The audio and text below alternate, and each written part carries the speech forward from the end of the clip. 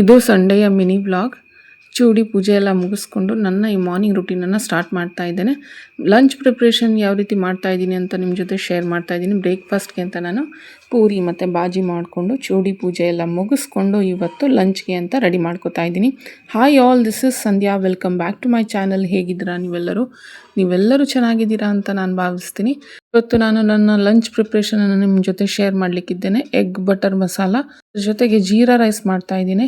Jeera rice cooker ಬಳಸದೆ ಯಾವ ರೀತಿ ಸುಲಭವಾಗಿ ಮಾಡೋದು ಅಂತ ನಾನು ತೋರಿಸ್ಕೊಡ್ಲಿಕ್ಕಿದ್ದೇನೆ. ಮತ್ತು ಲಾಸ್ಟ್ ವ್ಲಾಗಲ್ಲಿ ನಾನು ಗೀ ರೈಸ್ ಕೂಡ ತೋರಿಸಿದ್ದೆ, ಅದನ್ನು ನೀವು ಚೆಕ್ಔಟ್ ಮಾಡಿ, ಲಿಂಕನ್ನು ಡಿಸ್ಕ್ರಿಪ್ಷನಲ್ಲಿ ಹಾಕಿರ್ತೇನೆ.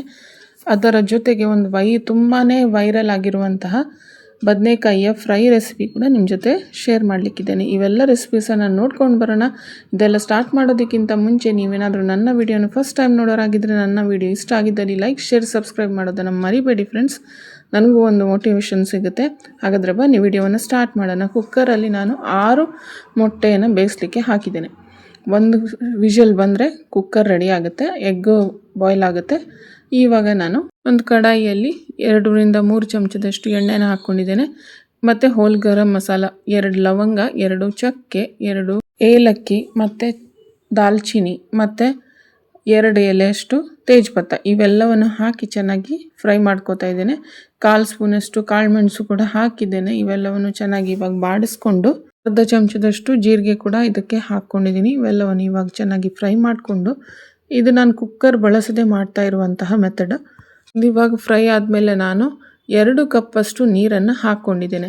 1 ಕಪ್ಪು ಬಾಸ್ಮತಿ ಅಕ್ಕಿಯನ್ನು ತಗೊಂಡಿದ್ದೇನೆ. ನೀವು ಜೀರಾ ರೈಸ್ ಅಂತ ಏನು ಬರುತ್ತೆ ಅದನ್ನು ಕೂಡ ತಗೊಳ್ಬೋದು.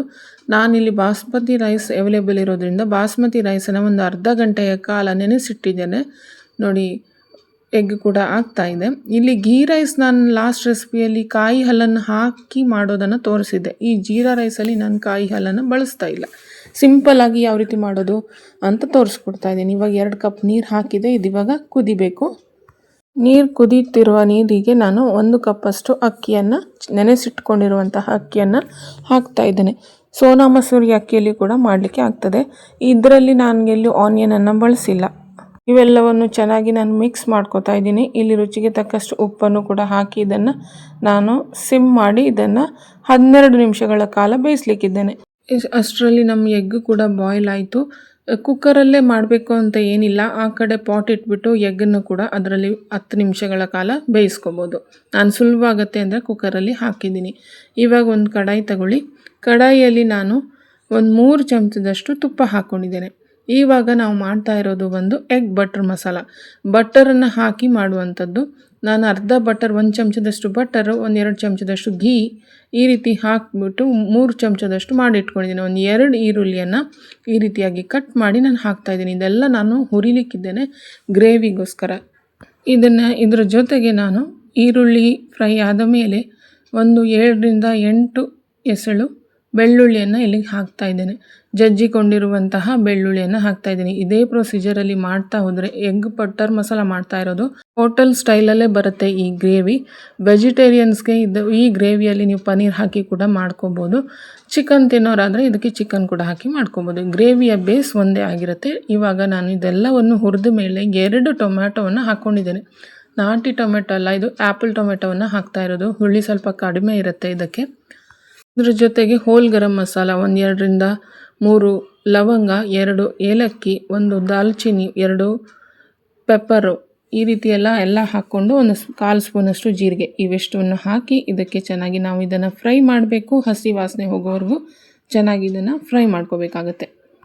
ಇದಕ್ಕೆ ಇವಾಗ ಖಾರಕ್ಕೆ ನಾನು ಒಂದು 5ರಿಂದ 6 ಬ್ಯಾಡಗಿ ಮೆಣಸಿನಕಾಯಿಯನ್ನು ಹಾಕ್ಕೊಂಡಿದ್ದೇನೆ. ಖಾರ ಮಾತ್ರ ಅಲ್ಲ, ಒಳ್ಳೆ ಗ್ರೇವಿ ಬೇಸ್ ಕೂಡ ಈ ಬ್ಯಾಡಗಿ ಮೆಣಸಿನಕಾಯಿ ಹೆಲ್ಪ್ ಮಾಡುತ್ತೆ. ಒಂದು 6ರಿಂದ 7 ಹಾಕ್ಕೊಂಡಿದ್ದೇನೆ. ಬ್ಯಾಡಗಿ ಮೆಣಸಿನಕಾಯಿ ಒಳ್ಳೆ ಕಲ್ಲರು ಕೊಡುತ್ತೆ ಮತ್ತು ಖಾರನೂ ಇರುತ್ತೆ. ಇದ್ರ ಜೊತೆ ಬೇಕಿದ್ರೆ 1-2 ಗುಂಟೂರು ಮೆಣಸಿನಕಾಯಿ ಕೂಡ ಹಾಕ್ಕೋಬೋದು. ಕಲ್ಲರ್ಗೆ ಅಂತ 1/4 ಸ್ಪೂನಷ್ಟು ಕಾಶ್ಮೀರಿ ರೆಡ್ ಚಿಲ್ಲಿ ಪೌಡರ್ ಕೂಡ ಹಾಕ್ಕೋಬೋದು. ನಾನು ಯಾವುದೂ ಇಲ್ಲಿ ಬಳಸ್ತಾ ಇಲ್ಲ. ಇವಾಗ ಬರೀ ಬ್ಯಾಡಗಿ ಮೆಣಸಿನಕಾಯಿನ ಹಾಕಿ ಚೆನ್ನಾಗಿ ನಾನು ಹುರ್ಕೊಂಡಿದ್ದೀನಿ. ಇವಾಗ ನೋಡಿ, ಸೈಡಲ್ಲಿ ನಮ್ಮ ರೈಸ್ ಕೂಡ ಅರ್ಧ ರೆಡಿಯಾಗಿದೆ, ಪೂರ್ತಿ ಆಗಿಲ್ಲ ಇದು. ಇವಾಗ ನೋಡಿ, ಇದನ್ನು ಇವಾಗ ನಾವು ಮಿಕ್ಸಿ ಮಾಡಿಕೊಂಡು ಬರೋಣ. ಇದರ ಜೊತೆಗೆ ಚೆನ್ನಾಗಿ ಆರಲಿ. ಒಂದು 10 ಗೋಡಂಬಿಯನ್ನು ಈ ರೀತಿಯಾಗಿ ನಾನು ಮಿಕ್ಸಿಯಲ್ಲಿ ಹಾಕ್ಕೊಂಡು ಪುಡಿ ಮಾಡಿ ಇಟ್ಕೊಂಡಿದ್ದೇನೆ. ಒಂದು 10ರಿಂದ 12 ಗೋಡಂಬಿಯನ್ನು. ಒಳ್ಳೆ ರಿಚ್ನೆಸ್ ಕೊಡುತ್ತೆ ಈ ಗೋಡಂಬಿ, ಸ್ಕಿಪ್ ಮಾಡಬೇಡಿ. ಇವೆಲ್ಲವನ್ನು ಇವಾಗ ಆರಿದ ನಂತರ ಇದಕ್ಕೆ ಹಾಕಿಬಿಟ್ಟು ನಾವು ಮಿಕ್ಸಿಯಲ್ಲಿ ಚೆನ್ನಾಗಿ ಫೈನಾಗಿ ಪ್ಯೂರೆ ಮಾಡ್ಕೋಬೇಕಾಗುತ್ತೆ. ಫೈನ್ ಪೇಸ್ಟ್ ಥರ ಮಾಡ್ಕೋಬೇಕು. ಯಾಕಂದರೆ ಹೋಟೆಲಲ್ಲಿ ಸಿಗುವಂತಹ ಗ್ರೇವಿ, ಪನ್ನೀರ್ ಬಟರ್ ಮಸಾಲ ಇರ್ಬೋದು, ಯಾವುದೇ ಬಟರ್ ಮಸಾಲ ಗ್ರೇವಿ ತುಂಬಾ ಫೈನ್ ಆಗಿರುತ್ತೆ. ಇವಾಗ ನೋಡಿ, ಇದು ರೈಸ್ ಕೂಡ ಚೆನ್ನಾಗಿ ಬಂದಿದೆ. ನೋಡಿ ಎಷ್ಟು ಚೆನ್ನಾಗಿ ಬಂದಿದೆ, ನೋಡಿ ಸಾಫ್ಟಾಗಿ ಬಂದಿದೆ. ಇದು ಇವಾಗ ಮುಗ್ದಿದೆ. ಮೇಲ್ಗಡೆಯಿಂದ ಕೊತ್ತಂಬರಿ ಸೊಪ್ಪನ್ನು ಹಾಕಿದರೆ ನಮ್ಮದು healthy delicious jeera rice ready ಆಯಿತು. ಬೇಕಿದ್ರೆ ನಟ್ಸ್ ಕೂಡ ಇದಕ್ಕೆ ತುಪ್ಪದಲ್ಲಿ ಫ್ರೈ ಮಾಡಿಬಿಟ್ಟು ಹಾಕೋಬೋದು. ಇದನ್ನು ಇವಾಗ ಸೈಡಿಗೆ ಎತ್ತಿಡೋಣ. ಇವಾಗ ನಾವು ಗ್ರೇವಿಯ ರೆಸಿಪಿಯನ್ನು ಕಂಟಿನ್ಯೂ ಮಾಡ್ತಾ ಇದ್ದೀನಿ. ಇವಾಗ ನಾನು ಚೆನ್ನಾಗಿ ಪ್ಯೂರಿ ಮಾಡ್ಕೊಂಡಿದ್ದೀನಿ. ಅದೇ ಕಡಾಯಿಯಲ್ಲಿ ಇವಾಗ ನಾನು ಮತ್ತೊಮ್ಮೆ ಎಣ್ಣೆನ ಹಾಕೋಬೇಕು. ನಾನಿಲ್ಲಿ ಎಣ್ಣೆ ಹಾಕದೆ ಈರುಳ್ಳಿ ಹಾಕ್ಕೊಂಡೆ. ಇವಾಗ ನಾನು ಇದಕ್ಕೆ ಒಂದು 2ರಿಂದ 3 ಚಮಚದಷ್ಟು ಬೆಣ್ಣೆನ ಹಾಕ್ಕೊಂಡಿದ್ದೀನಿ. ಬೆಣ್ಣೆ ಕಾಣಿಸ್ತಾ ಇದೆ ಅಲ್ವಾ, ಅದನ್ನು ಫಸ್ಟ್ ಹಾಕಿ ಈರುಳ್ಳಿ ಹಾಕಬೇಕು. ನಾನು ಉಲ್ಟಾ ಮಾಡಿದ್ದೀನಿ, ಸಾರಿ. ಇವಾಗ ಇದೆಲ್ಲವನ್ನು ಚೆನ್ನಾಗಿ ನಾನು ಫ್ರೈ ಮಾಡ್ಕೊಳ್ತಾ ಇದ್ದೀನಿ. ಈ ಫ್ರೈ ಆಯಿತು, ಹಸಿ ವಾಸನೆ ಹೋಗಿದ ತಕ್ಷಣ ನಾವು ಈ ಮಾಡಿಟ್ಕೊಂಡಿರುವಂತಹ ಪೇಸ್ಟನ್ನು ಇಲ್ಲಿ ಹಾಕೋಬೇಕು. ಗೋಡಂಬಿ ಎಲ್ಲ ಹಾಕಿರೋದ್ರಿಂದ ಗ್ರೇವಿ ಸ್ವಲ್ಪ ತಿಕ್ನೆಸ್ ಬರುತ್ತೆ. ಸ್ವಲ್ಪ ನೀರನ್ನು ನಾವು ಚೆನ್ನಾಗಿ ಇಲ್ಲಿ ಹಾಕಬೇಕು. ಯಾಕಂದರೆ ಕುದೀತಾ ಇದು ದಪ್ಪಗಾಗೋಕ್ಕೆ ಶುರುವಾಗುತ್ತೆ. ಅದಕ್ಕೆ ನಾನು 1 ಲೋಟದಷ್ಟು ನೀರನ್ನು ಇಲ್ಲಿ ಹಾಕ್ಕೊಂಡಿದ್ದೀನಿ. ನೋಡಿ, ಈ ರೀತಿಯಾಗಿ ಚೆನ್ನಾಗಿ ಕುದಿಯೋಕ್ಕೆ ಸ್ಟಾರ್ಟ್ ಆಯಿತು. ಕಲರ್ ಕೂಡ ತುಂಬಾ ಚೆನ್ನಾಗಿ ಬಂದಿದೆ ಬ್ಯಾಡಗಿ ಮೆಣಸಿನ್ಕಾಯಿ ಹಾಕಿರೋದ್ರಿಂದ. ಇವಾಗ ಇದಕ್ಕೆ ರುಚಿಗೆ ತಕ್ಕಷ್ಟು ಉಪ್ಪನ್ನು ಹಾಕ್ಕೋತಾ ಇದ್ದೀವಿ. ಉಪ್ಪು ಹಾಕಿದ ಮೇಲೆ ಎಲ್ಲ ಚೆನ್ನಾಗಿ ಮಿಕ್ಸ್ ಮಾಡಿಕೊಂಡು 1 ಚಮಚದಷ್ಟು ಕಸೂರಿ ಮೇಥಿಯನ್ನು ಈ ರೀತಿಯಾಗಿ 2 ಕೈಯ ಮಧ್ಯದಲ್ಲಿ ಕ್ರಷ್ ಮಾಡಿಬಿಟ್ಟು ಇದಕ್ಕೆ ಹಾಕ್ತಾ ಇದ್ದೇನೆ. ಒಳ್ಳೆ ಫ್ಲೇವರ್ ಕೊಡುತ್ತೆ ಇದು. ಇವಾಗೆಲ್ಲ ಚೆನ್ನಾಗಿ ಮಿಕ್ಸ್ ಮಾಡ್ಕೊಳ್ಳಿ. ಇವಾಗ ಚೆನ್ನಾಗಿ ಬಾಯ್ಲ್ ಆಗ್ತಾ ಇದೆ. ಇವಾಗ ನಾವು ನಮ್ಮ ಹೀರೋ ಇಂಗ್ರೀಡಿಯೆಂಟ್ ಮೊಟ್ಟೆಯನ್ನು ಈ ರೀತಿಯಾಗಿ ನಾನು ಸ್ಲಿಟ್ ಮಾಡ್ತಾ ಇದ್ದೀನಿ. ಮಸಾಲೆ ಎಲ್ಲ ಅದರ ಒಳಗಡೆವರೆಗೂ ಹೋಗಬೇಕು ಅನ್ನೋದಕ್ಕೋಸ್ಕರ. ಬೇಕಿದ್ರೆ ನೀವು ಹಾಫ್ ಮೊಟ್ಟೆನೂ ಮಾಡಿಕೊಂಡು ಈ ರೀತಿಯಾಗಿ ಹಾಕೋಬೋದು. ನಾನು ಮಾತ್ರ ಹಾಫ್ ಮೊಟ್ಟೆ ಮಾಡಿಬಿಟ್ಟು ಹಾಕಲ್ಲ, ಯಾಕಂದರೆ ಯೋಕೆಲ್ಲ ಫುಲ್ ಗ್ರೇವಿಯಲ್ಲಿ ಸ್ಪ್ರೆಡ್ ಆಗಿಬಿಟ್ಟು ತುಂಬಾ ವಾಸನೆ ಥರ ಬರುತ್ತೆ ಅಂತ ನನಗೆ ಈ ರೀತಿ ಇಷ್ಟ ಆಗುತ್ತೆ. ನಾನು ಇಡೀ ಮೊಟ್ಟೆಯನ್ನು ಈ ರೀತಿ ಸ್ಲಿಟ್ ಮಾಡಿಕೊಂಡು ಹಾಕ್ತಾಯಿದ್ದೀನಿ. ಇವಾಗ ನಾನು ಮನೆಯಲ್ಲೇ ಮಾಡಿರುವಂತಹ ಕೆನೆಯನ್ನು ತೆಗೆದಿದ್ದೆ. ಆ ಕೆನೆಯನ್ನು ಇಲ್ಲಿ ಹಾಕ್ತಾಯಿದ್ದೀನಿ. ಕೆನೆ ಸಮೇತವಾಗಿ ಹಾಕ್ಕೊಂಡಿದ್ದೀನಿ. ಹಾಲು ಕೂಡ ಇತ್ತು, ಅದ್ರ ಜೊತೆಗೆ ಒಂದು ಅರ್ಧ ಲೋಟದಷ್ಟು ಮಿಲ್ಕ್, ಹೋಮ್ ಮೇಡ್ ಕ್ರೀಮನ್ನು ಹಾಕಿದ್ದೀನಿ ಇಲ್ಲಿ. ಇವೆಲ್ಲವನ್ನು ಹಾಕಿ ಚೆನ್ನಾಗಿ ಮಿಕ್ಸ್ ಮಾಡ್ಕೊಳ್ಳಿ. ಇವಾಗ ಮಸಾಲೆ ಪುಡಿಗಳನ್ನು ಹಾಕೋಬೇಕು. ಒಂದು ಅರ್ಧ ಚಮಚದಷ್ಟು ಧನಿಯಾ ಪೌಡರ್ ಮತ್ತು ಅರ್ಧ ಚಮಚದಷ್ಟು ಗರಂ ಮಸಾಲ, ಇವಿಷ್ಟನ್ನು ಹಾಕಿ ಚೆನ್ನಾಗಿ ಮಿಕ್ಸ್ ಮಾಡ್ಕೊಳ್ಳೋಣ. ಇದನ್ನು ಇವಾಗ ಲಿಡ್ಡನ್ನು ಮುಚ್ಚಿ ನಾವು 3ರಿಂದ 4 ನಿಮಿಷಗಳ ಕಾಲ ಕುದಿಸಿದರೆ ನಮ್ಮ tasty delicious restaurant style egg butter masala ರೆಡಿಯಾಗಿದೆ. ಇವಾಗ ನಾನು ಊಟಕ್ಕೆ ಅಂತ ಬ್ಯಾಂಗನ್ ಫ್ರೈಯನ್ನು ಮಾಡ್ತಾಯಿದ್ದೇನೆ. ನೋಡಿ, ಒಂದು ಅರ್ಧ ಚಮಚದಷ್ಟು ಖಾರದ ಪುಡಿ, ಒಂದು ಚಿಟಿಕೆ ಅರಿಶಿನ, ಅರ್ಧ ಚಮಚದಷ್ಟು ಗರಂ ಮಸಾಲ ಮತ್ತು ಉಪ್ಪು, ಮತ್ತು ಇದೆಲ್ಲವನ್ನು ನಾನು ಬೇಸನ್ಗೆ ಕಡಲೆ ಹಿಟ್ಟಿಗೆ ಹಾಕ್ತಾಯಿದ್ದೀನಿ. ಕಡಲೆ ಹಿಟ್ಟು ಒಂದು ಅರ್ಧ ಕಪ್ ತೊಗೊಂಡಿದ್ದೀನಿ. ಮತ್ತು ಈ ದೊಡ್ಡದಾಗಿ ಬರ್ತಾ ಬ್ಯಾಂಗನ್ ಬರುತ್ತಲ್ವ, ಆ ಬ್ಯಾಂಗನನ್ನು ತೊಗೊಂಡಿದ್ದೀನಿ. ರೌಂಡಾಗಿ ಕಟ್ ಮಾಡಿಬಿಟ್ಟು ಈ ರೀತಿಯಾಗಿ ಸ್ವಲ್ಪ ನೀರು ಹಾಕ್ಕೊಂಡು, ನೋಡಿ ಸ್ವಲ್ಪ ದಪ್ಪನಾಗಿ ಪೇಸ್ಟ್ ಮಾಡಿಕೊಂಡು ಕಲಿಸ್ಕೊತಾ ಇದ್ದೀನಿ. ಇದು ತುಂಬ ಡ್ರಿಪ್ಪಿಂಗ್ ಕನ್ಸಿಸ್ಟೆನ್ಸಿ ಆದ ರೀತಿಯಲ್ಲಿ ಮಾಡ್ಕೋಬಾರ್ದು. ನೋಡಿ, ಈ ರೀತಿಯಾಗಿ ಚೆನ್ನಾಗಿ ಕಲಿಸ್ಕೊಳ್ಳಿ. ಮಸಾಲೆ ಪುಡಿಗಳನ್ನೆಲ್ಲ ಹಾಕಿರೋದ್ರಿಂದ ತುಂಬಾ ಚೆನ್ನಾಗಿ ಬರುತ್ತೆ.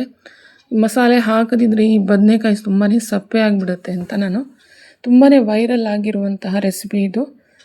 ನಾನು ಕೂಡ ಟ್ರೈ ಮಾಡಿದೆ, ಚೆನ್ನಾಗಿ ಬಂತು ಅಂತ ನಾನು ನಿಮ್ಮ ಜೊತೆ ಶೇರ್ ಮಾಡ್ತಾಯಿದ್ದೀನಿ. ಇದೆಲ್ಲವನ್ನು ಬೆಂಗನನ್ನು ಈ ರೀತಿ ಒಂದೊಂದೇ ಇದಕ್ಕೆ ಮಸಾಲೆಯನ್ನು ಹಚ್ತಾ ಇದಕ್ಕೆ ತವಾ ಫ್ರೈಯನ್ನು ಮಾಡ್ತಾಯಿದ್ದೇನೆ.